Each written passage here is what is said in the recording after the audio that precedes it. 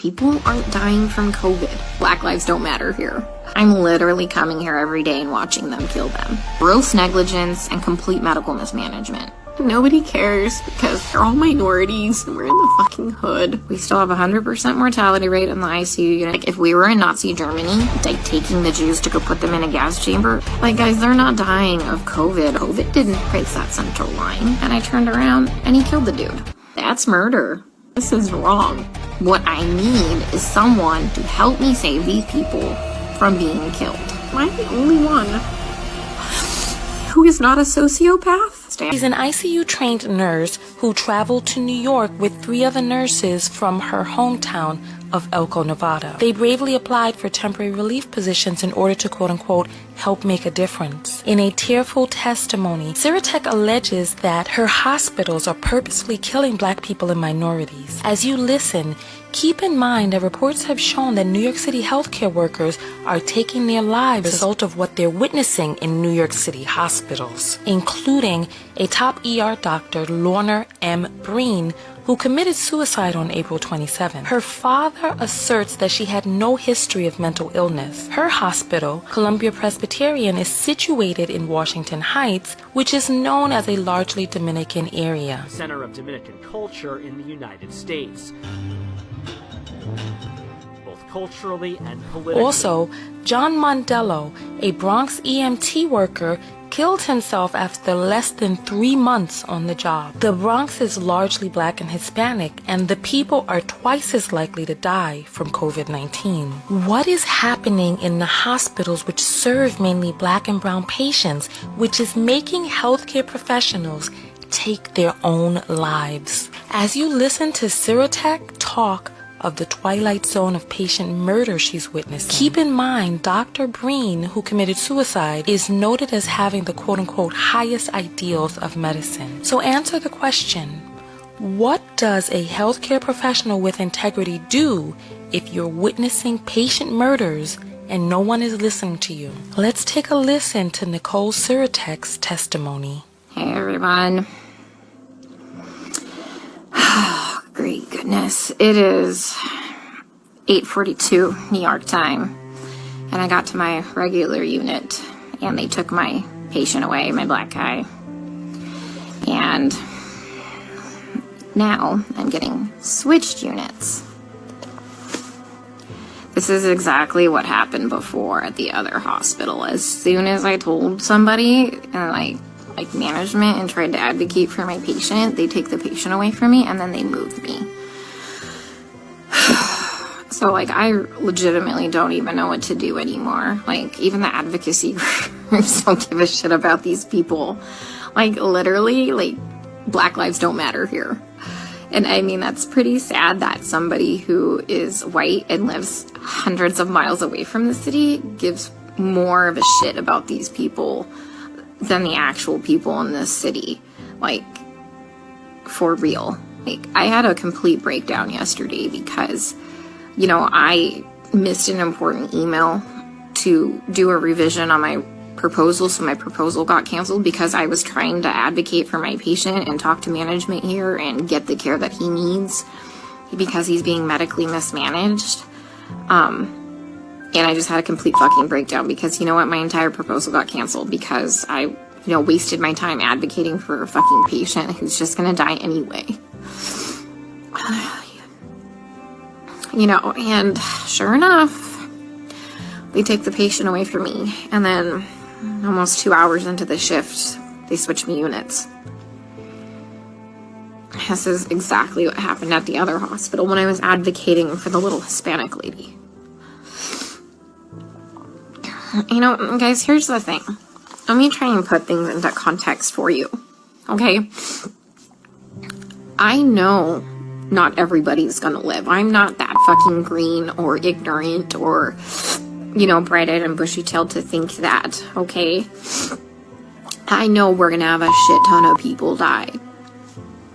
But these people aren't dying from COVID. Let me give you several examples here.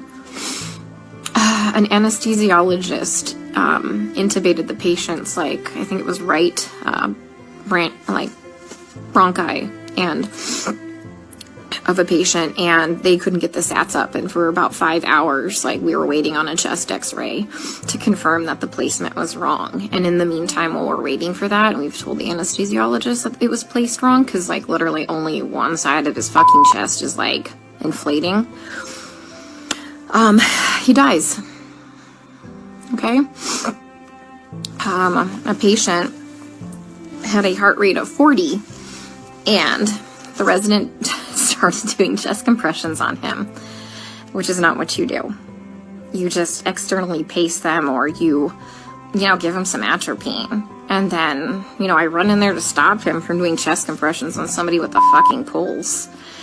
And then he decides to push epi. He throws some pads on him to defibrillate the guy in bradycardia. Okay, he has a heart rate of 40 in a stable, bradycardic rhythm. We just need to give him some atropine and pace him. He fucking defibrillates him and kills him.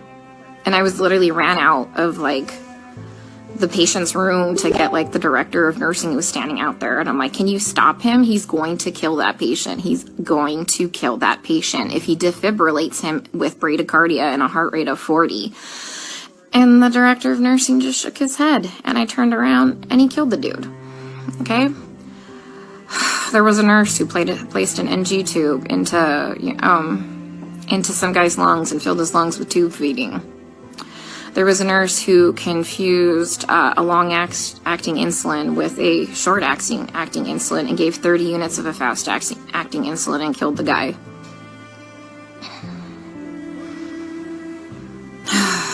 What else?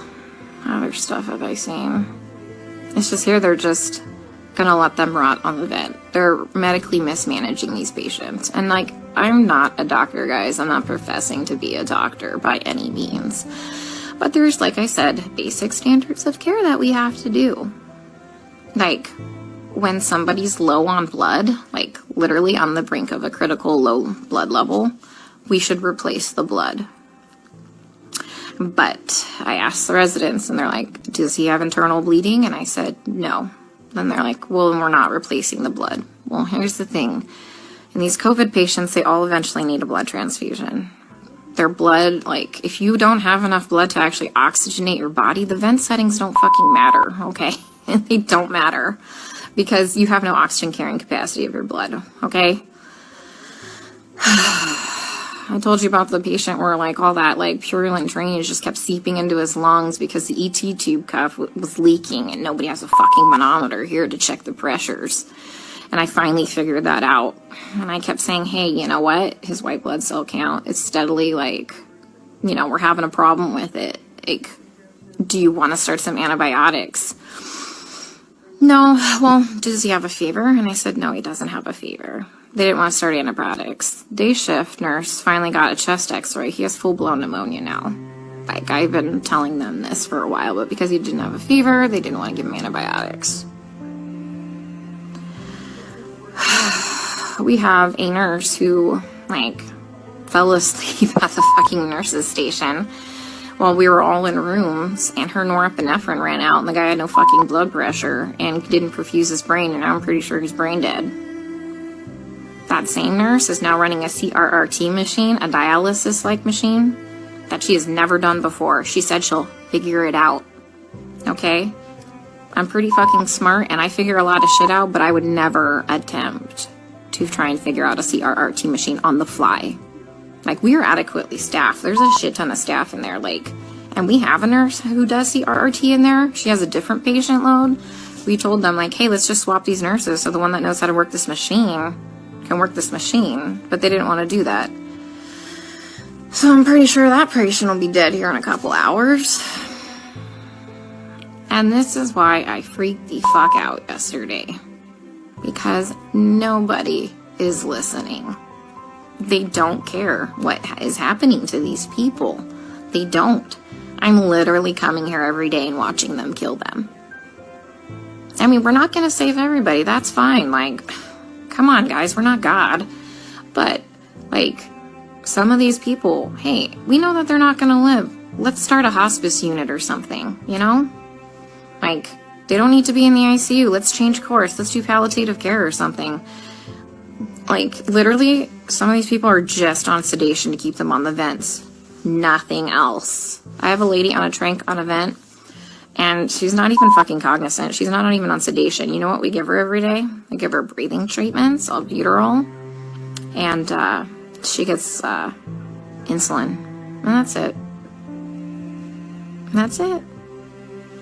We're not treating the COVID, guys. Like, for real, we're not treating the COVID. You know, every day we try and get these guys off the vents, right? Because, you know, there's criteria for weaning. Every day, the day shift nurse will wean them down, like, to, like, minimum sedation. Every night, we come in and we get the same 2 residents, and they fucking max out all the sedation again and undo all the work from the day shift. Then the day shift attendant will come in and they'll all do rounds, and they'll be like, he wasn't synchronizing with the vent. So we had to turn all the sedation on.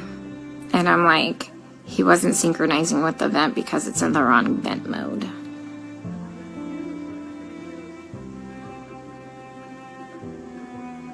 So, I legit don't even know what to do anymore. Like, I tried calling advocacy groups. I tried talking with management here, like the nursing admin. Like, nothing. Nobody's doing anything. We still have 100% mortality rate in the ICU unit. I just left. But, I mean, they're living longer because we have, like, legit ICU nurses there. So, CDC finally, like, not the CDC, FDA approved yesterday the remdesivir study. Like, to start using remdesivir for COVID patients.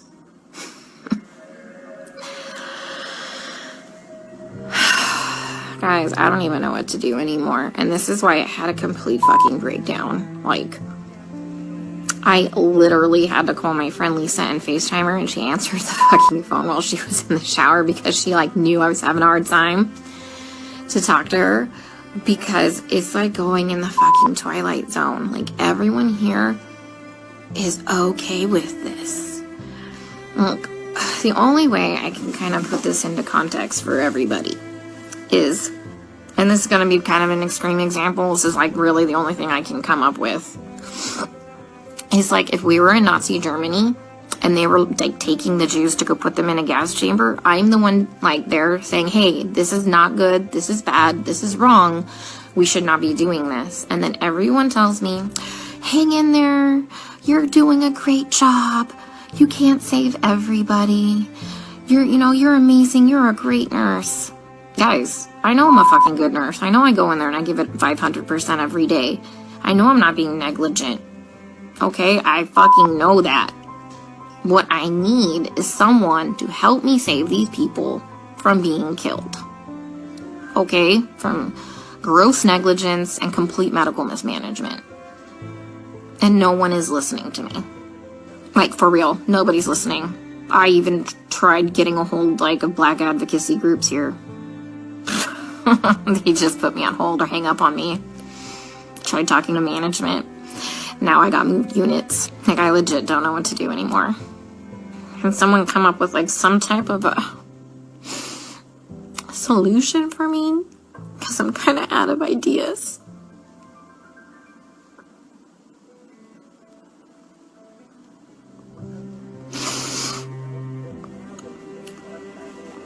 You know, I try and talk with some of the other nurses here, and they're like, well, you can't save everybody. And they all know what's happening. They all agree with me, and they all just shake their heads. And I'm like, am I the only one who is not a sociopath?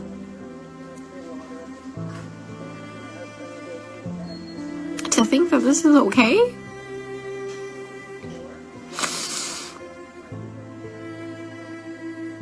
I mean, guys, they literally don't even know when they're dead. Like, how many times have I told you they've assigned me a dead person? Like, how long have they been dead? Nobody knows. Like, how is anybody assessing anything without a stethoscope? Normally we have, like, those disposable stethoscopes. But I knew what we were coming into, so I brought my old chunky one. Nobody's listened to anybody's lungs as long as I've been here. Even with disposable stethoscopes.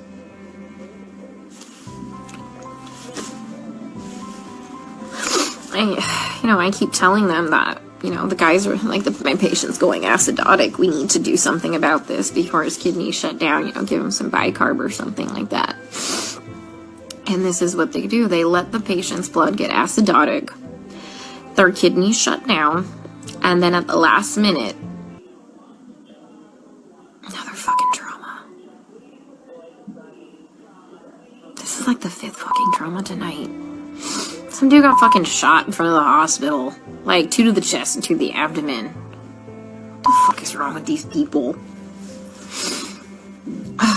Yeah, so anyways, kidneys shut down, and at the last fucking minute, they finally decide to run bicarb. So they run 5 liters of bicarb into a person who's gained 20 pounds of water weight and completely throw him into heart failure, and he dies several hours later.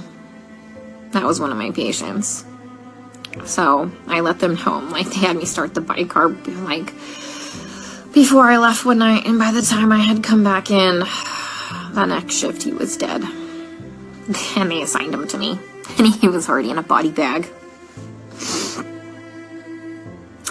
Guys, they're not dying of COVID, okay? Yeah, people are gonna fucking die of COVID. Yeah, some people legit will end up with multi-organ failures and will legit throw the clots and kill them, and die, people. I fucking know this. I'm not some fucking new grad, okay? That's gonna save everybody in the world, okay? I am literally telling you that they're murdering these people, and nobody will listen to me. Like I said, I'm not a doctor, but I'm pretty sure that when you defibrillate somebody with a heartbeat of 40 in a stable rhythm and you kill them, that's murder. And I'm pretty sure that when you put somebody's PEEP up to 25 and PEEP doesn't go past, I think 15, 20, and you blow their lungs out and they die, I'm pretty sure that's murder.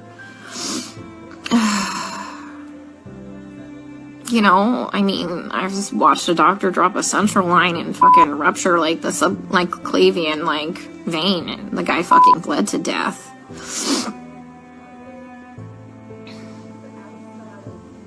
COVID didn't break that central line. COVID didn't kill that guy. He was a COVID patient. Every single patient I've taken care of, guys, is a COVID patient.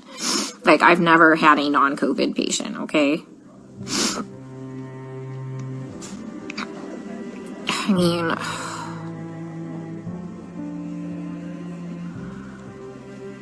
don't even know what to say anymore.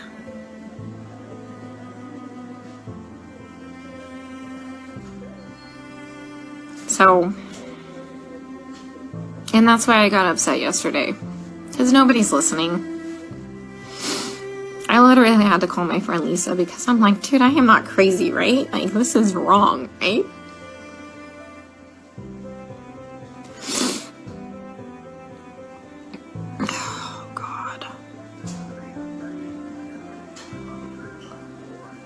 Rushed anesthesiologist placed an ET tube and ruptured their esophagus, and the guy choked to death on his own blood. COVID didn't place that ET tube incorrectly. And nobody cares because they're all minorities and we're in the fucking hood.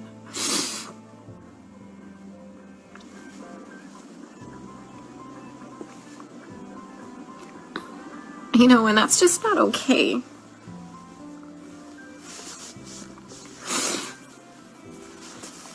I grew up really poor. And so I know what it's like to be completely forgotten and for nobody to advocate for you. And that's why I get really upset, guys. Because, like I said, I know that a lot of people are gonna die, but COVID didn't cause that pneumo. An incorrectly placed ET tube placed that pneumo, and then they wouldn't let me fix it. All I had to do was, adjust it. And they wouldn't let me do it. So if anyone's got any idea what the hell I can do to save my one black guy before they completely transfer me out of this hospital. That would be great. Because he's mentally there. When he sees us come in, his heart rate and his blood pressure drop up. And he doesn't sync with the vent. Because he can see us. And when we leave, he calms down again. He just physically can't communicate with us. Like I told you, I had Stephanie explain to him what was happening to him because you can't hear me very well through a respirator. Plus, I'm sure that respirator is probably scary. Especially if you're kind of out of your mind from all the sedation.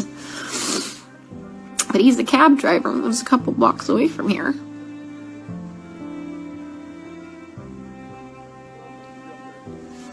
So...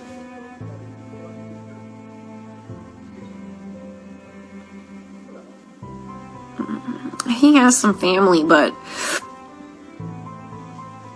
the problem is it said 999999 for the phone number, and I didn't get the address before, like, I abruptly got moved. I'm sitting in the vending machine room because it's nice and cool. I'm in between units right now, so they haven't realized I'm gone. I figured I'd have a mini meltdown and then get my shit together because I've never been to the other unit. Mind you, I've been on this unit the whole time, and whatever, I'm flexible. But once again, you know, I talked to admin. Next day I got moved. That's what happened at the other hospital. They don't care what's happening to these people. And I just have to keep watching them die. And, oh God. There's like this weird telenovela on. I think it's about a dog. Yeah, I mean, I tried talking to hospital management. I tried calling CMS. I tried calling the equivalency of their division of aging. I tried calling a couple Black Power groups in the area. Who else? I mean, this took several hours. This is why I missed that email for the revision for my proposal. Because, like, fuck, guys, I tried contacting a newspaper. Nobody called me back. Yeah, Stacy, fuck. You'd probably lose your mind because you're not a sociopath, thinking this is all okay. That's just weird, guys. They're all okay with it. Like, I tell you, we get on the fucking bus and we go into the Twilight Zone here. Like, how do you not know when your patient is dead? For real. I mean, back at that other unit when shit was just crazy and bodies were just fucking dropping, yeah, I can understand that. But guys, you have that shit ton of staff. Like, yeah, we have hundreds of extra nurses that are still here that are not part of hospital staff managing these patients, but we're on top of it now. We're on top of it now. There's no reason to not know when your patient's dead. I mean, there's no reason you should be managing a dialysis machine never knowing how to use a dialysis machine when there's a dialysis nurse in there.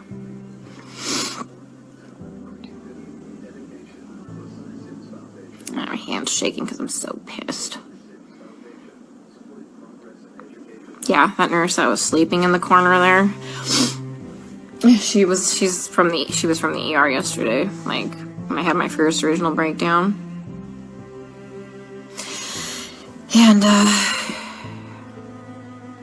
And she's like, well, they don't just unnecessarily intubate them. They try and, do bypass. I'm like, girl, I am not fucking green. I know some, like, people need a tube dropped, okay? Like, I'm not saying that. Like, at the other hospital, they were doing unnecessary intubations because they had no fucking clue how to put the vent into CPAP or BiPAP. Yeah, I mean, so... I mean, but yeah, there's like legit indications like, fuck, that dude needs that tube. Yeah, I know that. I know that. Oh, God.